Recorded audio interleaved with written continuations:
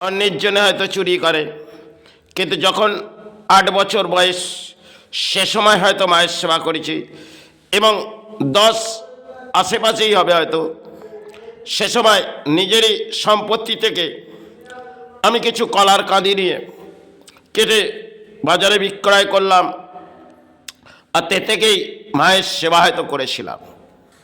কারণ এক্ষেত্রে হয়তো আমি করেছি সেটা ধর্মীয় কাজ, আর পাপকর্ম হয়তো জীবনে প্রাণী হিসেবে এসেছি ঘটতে পারে, কিন্তু ধর্মের কাজের জন্যে সে সময় হয়তো করেছি।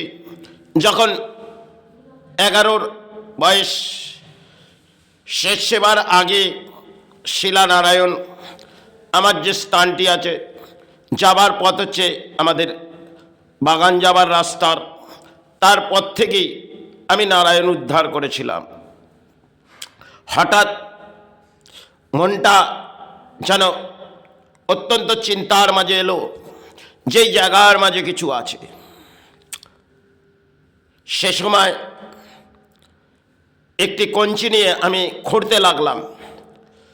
যতটা খুঁড়লাম তার ভেতর থেকে বেরিয়ে এলো শিলানারায়ণ। বেরিয়ে আসার পর আমি আমার নিজের দাদুর কাছে নিয়ে গেলাম। হয়তো কেউ মূল্য দিয়ে আমাকে ওটাকে কিনে নিতে চাইছিল, নিজের আত্মীয় প্রতিবেশী, কিন্তু ধর্মের জিনিস আমি কোনো মূল্যেই বিক্রয় করিনি। তাই সে সময় ক্ষেত্রে হয়তো সেটাকে উদ্ধার করলাম, আর সেটা আমার দাদুই আমার কাউকে নিজের সন্তান, কন্যা সন্তানকেই দানই দিয়ে দিলেন।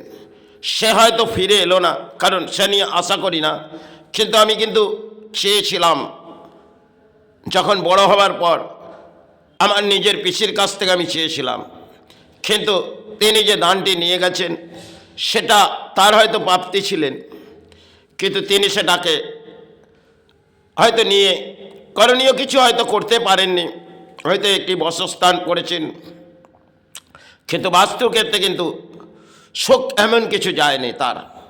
তাই সেসব নিয়ে ভাবছি না, কিন্তু ধর্মের কাজের জন্যে হয়তো আমি সেবা চালিয়েছি, তাতে অর্থ দিয়ে। কারণ অর্থ পারিশ্রমিক করে, অর্থ সমাজের বহু কোনো স্থানে দেখবেন সামাজিক অর্থ আজকে চলে, আর যেখানেই পুজো হয় না কেন আপনি দান আপনাকে না নিয়ে সেবা তো হয় না এই সমাজে। তাই এই সমাজে দেখবেন যে কোনো সেবা তার মধ্যে দান আপনার থাকবেই, কারণ সমাজ দানের পেয়াসা আছে। হয়তো এই যে 13টি বছর আমি করলাম, তাতে হয়তো দারিদ্রতা আমার নেমে গেছিলেন, কারণ একদিকে কন্যা সন্তানের সন্তান, সে হসপিটাল, এবং শাশুড়ি তিনিও হসপিটাল, এবং তিনি দেহান্ত হলে, তাহলে নিরুপায় হয়েও লড়াইটাকে আমাকে ধর্মের কাজ উদ্ধার করতে হবে।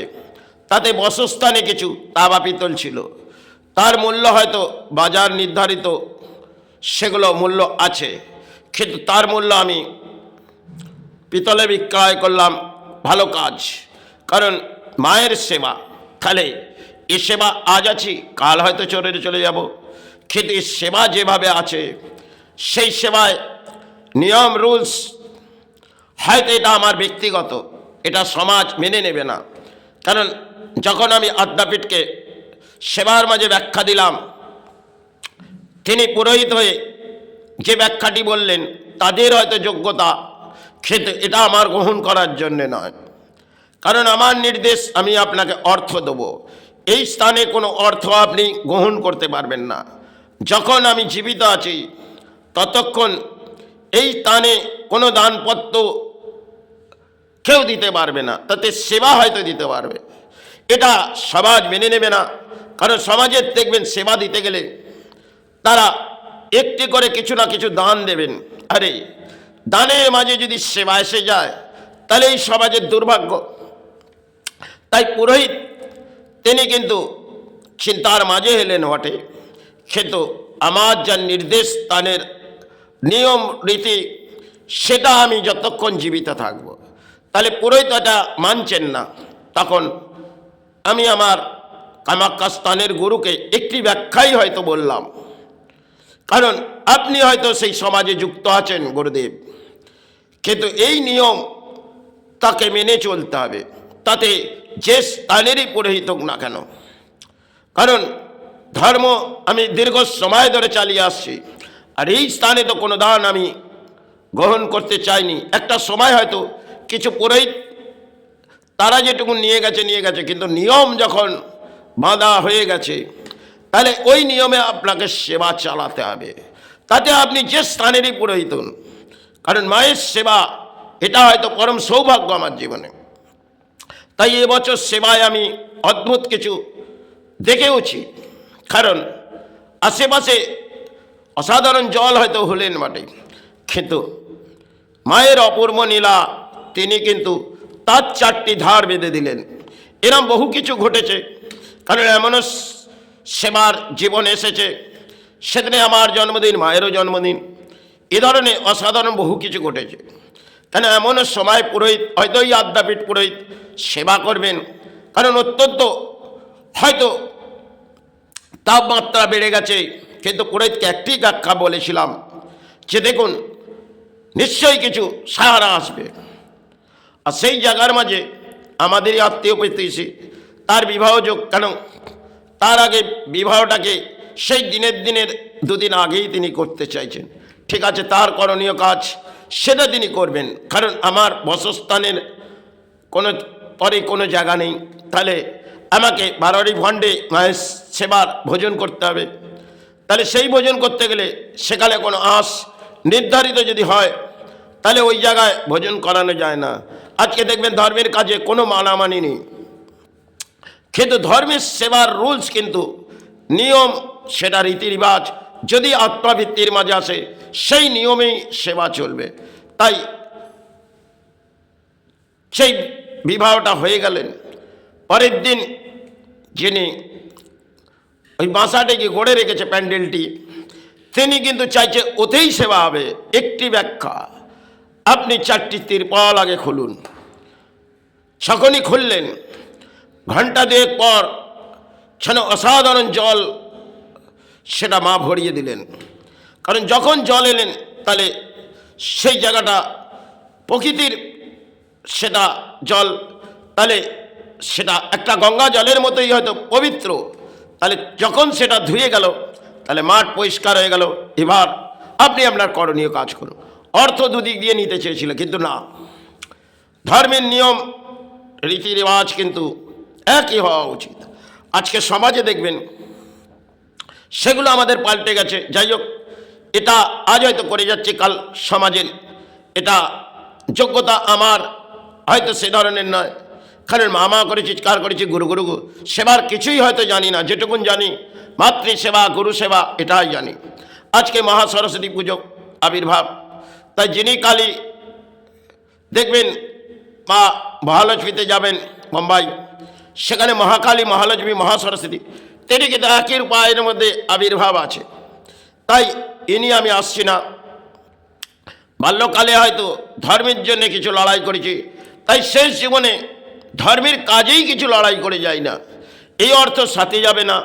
আর কর্ম করেই যদি এই সঞ্চয়ের অর্থ বিলীন হয় ধর্মের কাজে, সেটাই হয়তো মা গ্রহণ করবে। কারণ আজকে দেখবেন ধর্মের পুরোহিতগুলো তারা অর্থে নেবার জন্যে যেন মায়ের কাছে বসে। আরে এই ধরনের সমাজের সেবা মনে হয় আমার গ্রহণযোগ্য না। দেখবেন এক একটা স্থান আজকে পরিণত চলে গেছে সেবার মাঝে দানপত্র। আজকে পুরোহিতগুলো তারা অত্যন্ত লোভী।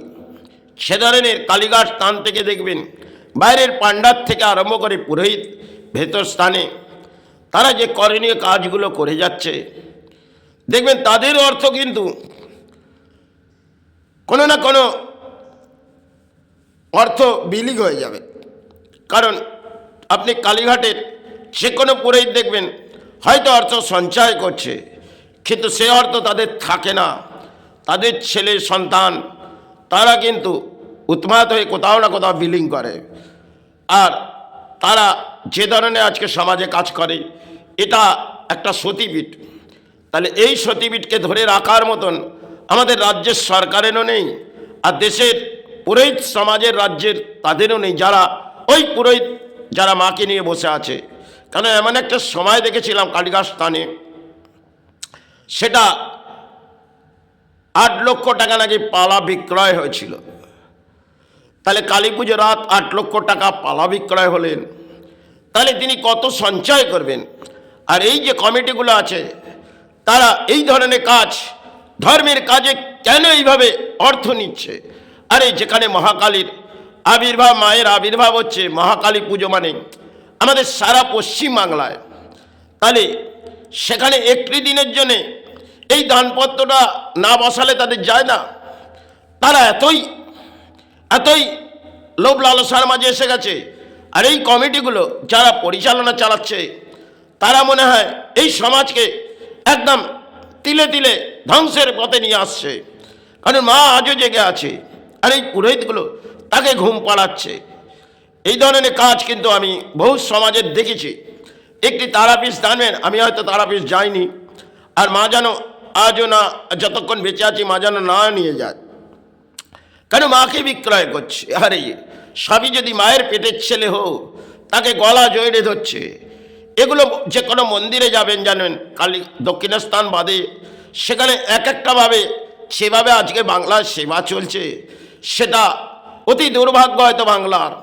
কারণ আজকে বাংলায় প্লাস্টিক, সেটাও মায়ের আবির্ভাবে লাগানো হচ্ছে, আর এই সেবা সমাজ মনে করছে সে মা এই সেবায় সেজে উঠছে। কিন্তু বাল্যকালে রাত গড়িয়ে যেত, আমি পথে ছুটতাম রাত্রি 2-2:30, কারণ মায়ের ফুলপুষ্প, কারণ ফুলপুষ্পর ওপরে আমার অধিক আকর্ষণ। তখনকার দিনে দেখবেন এক একটা বড় লোক তাদের গাছগাছরা থাকতেন, তারা কিন্তু ফুল দান করতেন। তাই দান করলে সেই জিনিস হয়তো মায়ের চরণে ভাসাতাম। আজ যে স্থানটা করা হয়েছে এটা 2011 থেকে, হয়তো মায়ের সেবা শেষ জীবনে করে যাচ্ছি। এটা যত দারিদ্রতার মাঝেই থাক না কেন, আমার জীবন থাক না কেন, কিন্তু সেবা আমি যতক্ষণ জেবে থাকবো এই নিয়ম রীতির মাঝেই চলবে। তাতে সমাজ এটা নাও গ্রহণ করতে পারে, এটা আমি জানি। আজকে পুরোহিত সমাজ যে জায়গায় আর যে কাজটা আমি করে যাচ্ছি সেটা সমাজ গ্রহণ করবে না। কারণ আত্মবৃত্তির মাঝে মা মা আর গুরু গুরু এছাড়া তো কিছু বুঝিনি। এরা শিক্ষিত সমাজ, এরা বহু কিছু পড়ে আছে, আর আমি অন্তরে দয়া পড়ছি, এটাই কামনা জানিয়ে যাচ্ছি। তাই বাংলার মাঝে হয়তো বিশ্ব মানব কল্যাণ সেবা জীবনের শেষ পথেই আমি হাঁটলাম, সেটাও সমাজ গ্রহণ করবে না, তা নিয়ে কিছু যায় আসে না। কারণ আমি ধর্ম করতে এসেছি, ধর্মকে তলানি পাঠাতে আসিনি। আজকে ধর্মকে তলানি পাঠানোর জন্যে যেমন দেশের নেতারা এসে গেছে, তেমন এই ধর্মের পুরোহিতগুলো এসে গেছে।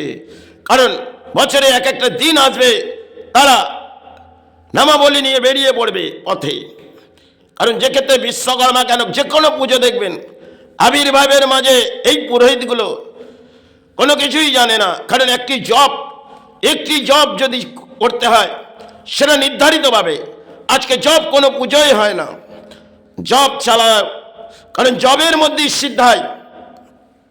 আর জব ধ্যান, এই ধ্যানগুলো পুরোহিত করে। পুরোহিত দেখে কোথায় ডালায় অর্থ আছে, কারণ অর্থটা আমার ঘরে যাবে, আর কতটা ফল প্রদান দিলে সেই ফলটি, সে ফল প্রদান কিসের জন্যে? ফলটা মায়ের ফল, সেখানে সমাজকে বেটে দাও। হয়তো ফলানির পুজো করি, তাহলে এই ফল দান আমি বহু কিনে আনি, সে ফল সমাজকে দিয়ে দিই। কারণ পরিবার হয়তো নারাজ হয়, কিন্তু না, এই ফল প্রদান একটি জীবনে কামনা করে আমি দিয়ে যাচ্ছি। হয়তো আমার পারিশ্রমিকের অর্থ আমি যদি এই ফল প্রদান করে যাচ্ছি, সেটা আজ আমি আছি, কিন্তু যেটা নিয়ম রুলস সেটা সমাজ মেনে নেবে না। যাই হোক, এগুলো জীবনে হয়তো ঘটেছে, তাই বাস্তবটা চলা অতি কঠিন, তাই বাস্তবের মোকাবেলা করা অত্যন্ত কঠিন। কারণ যখন 11 বছর, সে সময় যা কাজ করি মা গুরু যেটা দিয়েছিলেন সেটা হয়তো স্থানে নেই। কারণ শিলা নারায়ণ সেটা দেখলে মানুষ চমকে যাবে। সে আজ তিনি কোথায় তা আমি জানি না, কিন্তু সবাই ক্ষেত্রে হয়তো পেয়েছিলাম। তাই ইতিহাস বহু কিছু জীবনে কেটেছে, তাই ইতিহাসের পাতায় হয়তো বহু কেউ কিছু করে গেছেন, আর আমি কিছু যোগ্যতা নয়, কারণ না কিছু লিখতে পারি না পড়তে পারি। দয়ার মাঝে মাতৃ ডাকি তো দয়ার মাঝে গুরু ডাকি। যাই হোক, দেহে বিশ্রাম নেব। জীবনে ধর্ম করতে এসেছি, মাকে ডাকতে এসেছি, গুরুকে ডাকতে এসে ডেকেই শ্রীচরণে চলে যাব। তাই সর্বকামনা জানিয়ে হয়তো আজ মহাসরস্বতীর পূজা আবির্ভাব চলছে, আর আজকে সুভাষচন্দ্র বোসের হয়তো একটি নামও আজকের দিনে ফুটে আসে। তাই তাকেও শ্রীচরণে তিনি যেখানেই থাকুক আমি কামনা জানাই, কারণ তিনি এই দেশের জন্য লড়াই করেছিলেন, আর আমি ধর্মের জন্য এসেছি লড়াই করতে। তাই ভেদাভেদ তার সাথে কিছুই নেই। তাই এসেছি শ্রীচরণে। কাল হয়তো ফিরে চলে যেতাম। জীবনে বহু কিছু কাটিয়ে দিয়েছি, কারণ অর্থ আমার সাথে যাবে না। হয়তো অর্থ সঞ্চয় করছি, সে হয়তো মাহির চরণে হয়তো 5-5টি পানি, এটাই জীবনে যেন কেটে যায়। জয় গুরু, জয় মাই।